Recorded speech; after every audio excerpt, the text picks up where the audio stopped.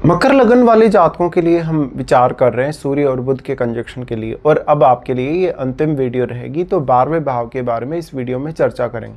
12वां भाव आपका जो है बृहस्पति का घर है, और बृहस्पति के घर में सूर्य और बुध के आने से सूर्य यहाँ अष्टमेश होके आ रहे हैं और बुध यहाँ पे छठे घर के लॉर्ड होने के साथ साथ 9th हाउस के लॉर्ड हैं। तो ऐसे जातकों को ज़्यादातर विदेश जाने के बाद या विदेश में सेटल होने के बाद सफलता अच्छे से मिलती है। ऐसे जातकों की लाइफ में हमेशा खर्चों की लगी रहती है, कभी भी उनके पास उतनी अच्छी सेविंग नहीं हो पाती। और सूर्य वैसे भी एक रॉयल प्लैनेट है, तो जातक बहुत ही ज़्यादा ऐशो आराम के साथ जीना पसंद करेगा। बट जो साइन है वो क्योंकि सेजिटेरियस है, तो जातक बहुत ही ज़्यादा फोकस्ड नजर आएगा। जो भी वो काम करेगा, जिस भी जॉब वगैरह में, प्रोफेशन वगैरह में वो जाएगा, वहाँ पर वो बहुत ही अच्छे तरीके से अपना परफॉर्मेंस दिखाएगा। कभी कभी यहाँ पर अगर बृहस्पति अच्छा प्लेस्ड नहीं है या इवन शनि जैसे ग्रह का प्रभाव हो, तो ये मैरिज या रिलेशनशिप के हिसाब से उतना अच्छा कंजक्शन नहीं साबित होता कुछ केसेस में। इसके साथ साथ यहाँ खर्चों को लेके कुछ दिक्कत आ जाती है, बिजनेस वगैरह को लेके कुछ प्रॉब्लम्स आ जाती हैं। इस कंजक्शन पर अगर बृहस्पति जैसे ग्रह का दृष्टि हो तो ये कंजक्शन आपको बहुत ही ज़्यादा फेवर कर सकता है। ऐसे कंजक्शन में जातक बहुत ज़्यादा सोचता है, विचार करता है, लेकिन कभी कभी वो एक फाइनल फैसले तक पहुँचते पहुँचते बहुत ज़्यादा समय लगा सकता है, क्योंकि जो साइन है वो भी ड्यूअल है और यहाँ जो बुध है वो ड्यूअल प्लैनेट है।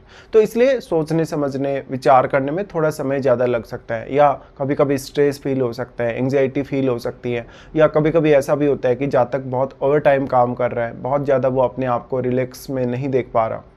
ऐसे केस में अब कौन कौन से अन्य प्लैनेट्स का संबंध आपके 12वें भाव से, वो भी विचार करना जरूरी है। साथ ही साथ यहाँ सूर्य और बुध के आ जाने से आपका टैलेंट बहुत ज़्यादा बढ़ेगा, या आपके अंदर जो क्रिएटिव स्किल्स हैं वो काफ़ी तेज़ी से सामने आएंगी।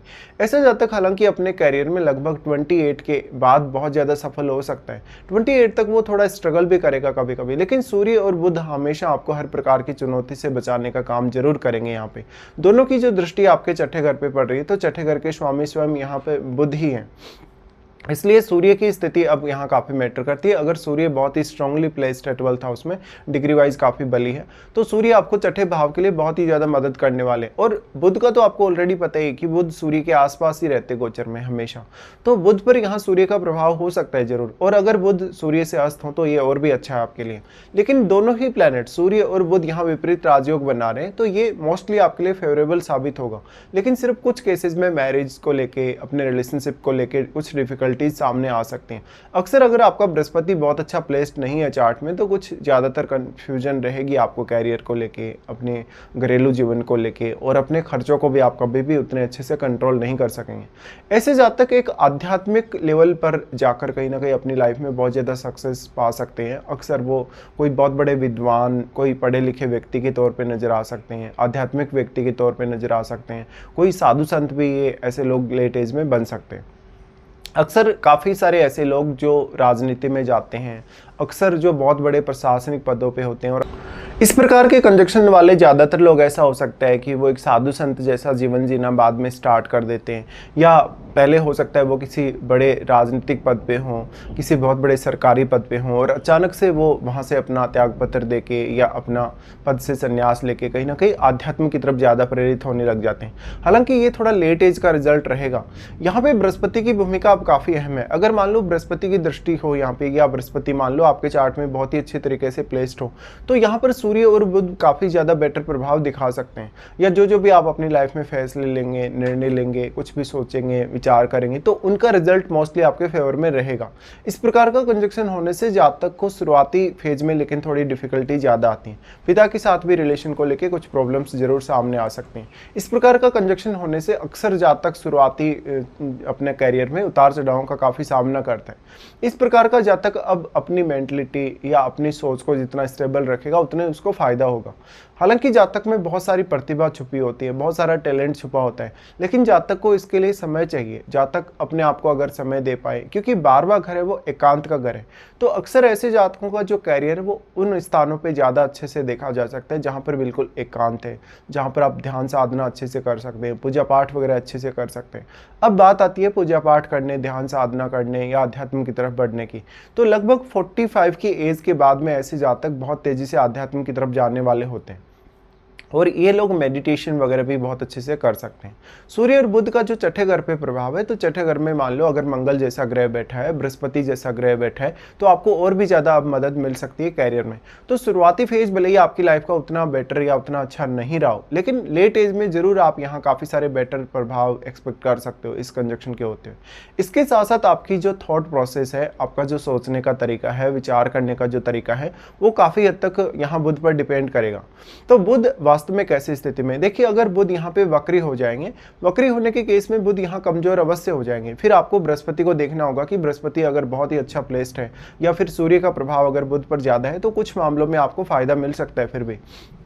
बट यहाँ सबसे ज़्यादा फायदा आपको तभी मिल सकता है, सूर्य जितना ज़्यादा मजबूत होगा या तो उतना ही फायदा मिलेगा, या तो फिर बुध अगर सूर्य से अस्त भी हो तब भी। क्योंकि बुध अगर सूर्य से अस्त हो जाएंगे, उस केस में सूर्य की फायर पावर या सूर्य की एनर्जी बुध को मिलेगी। उस स्थिति में बुध से रिलेटेड आपका टैलेंट, बुध से रिलेटेड आपके गुण थोड़े इन्हेंस हो जाएंगे। तो ऐसे जातक अगर अपने खर्चों का, अपनी इनकम का अगर हिसाब किताब रखना शुरू करें, तो वो काफ़ी अच्छा कर सकते हैं और एक बहुत ही मैनेज्ड तरीके से अपनी लाइफ को जी सकते हैं, मैनेज तरीके से अपने कैरियर को भी चला सकते हैं। इस प्रकार के जातक हालांकि कभी कभी ऐसी समस्याओं में फंस सकते हैं जहां पर उनके ऊपर कोई पेनल्टी लगी हो, सरकारी कार्य में उनके कुछ दिक्कतें आई हों। यहाँ ऐसा होने की भी पॉसिबिलिटी काफ़ी ज़्यादा है कि जातक छोटी उम्र में अपने घर से दूर चले गए हों, परिवार से दूर चले गए हों, इवन वो अपनी हायर स्टडीज़ वगैरह के लिए विदेश चले गए हों। तो अब यहाँ बुध जितना अच्छा होगा, बुध अगर बहुत ही वेल प्लेस्ड होगा, अगर वो सूर्य के प्रभाव में होगा, तो जातक के फॉरेन जाने, वहाँ सेटल होने, स्टडी पर्पज़, कैरियर पर्पज़ के लिए तो बहुत ही ज़्यादा फेवर करेगा और इसमें आपका लक भी काफ़ी साथ देगा। इस हिसाब से आपके चार्ट में अष्टम भाव में बैठे हुए प्लैनेट पे विचार अवश्य करिए, क्योंकि अष्टमेश आपके सूर्य हैं और सूर्य आपके 12th हाउस में चले गए। लेकिन अष्टम भाव में बैठे हुए ग्रह की भूमिका भी आपके जीवन में उतनी ही ज़्यादा अहम हो जाती है, क्योंकि अष्टम में बैठा ग्रह डायरेक्टली आपके 2nd हाउस पे अपना प्रभाव डालेगा। तो वो आपके खान पान, रहन सहन, आपकी फैमिली लाइफस्टाइल को काफ़ी प्रभावित कर सकता है। इसी तरीके से 9th हाउस में बैठा हुआ ग्रह भी आपके भाग्य में अपना बड़ा योगदान लाएगा और वो प्लैनेट आपके 3rd हाउस को प्रभावित कर रहे हैं। तो 3rd हाउस को प्रभावित करने से आपके रिस्क लेने की क्षमता प्रभावित होगी, आपका कम्युनिकेशन प्रभावित होगा, आप किस तरीके से सोचते हैं, कितना क्विकली आप डिसीजन ले सकते हैं, ये सब प्रभावित होगा। इसके साथ साथ देखिए सूर्य और बुध का जो कंजक्शन है जातक को बहुत मल्टी टैलेंटेड बनाता है, क्योंकि ड्यूअल साइन में बन रहा है और यहाँ जो बुध है वो भी ड्यूअल प्लैनेट है। इसलिए मुख्य तौर पे आप अपने खुद के जो टैलेंट है, खुद का जो काबिलियत है, उस पर जितना ज़्यादा ध्यान देंगे, उस पर जितना ज़्यादा फोकस करेंगे, उतना ही ज़्यादा आपके जीवन में बेहतर रिजल्ट आने के चांसेस हैं। कभी कभी ऐसा भी होता है कि ऐसे जातकों ने शुरुआती फेज में अपनी लाइफ में बहुत ही स्ट्रगल किया रहता है, बहुत ही ज़्यादा मेहनत की रहती है, उसके बावजूद भी उनको अपनी रिक्वायरमेंट के हिसाब से रिजल्ट मिलते नहीं हैं। तो अक्सर ऐसे जातक बहुत लेट एज में भी कभी कभी बहुत ज़्यादा सफल देखे जाते हैं।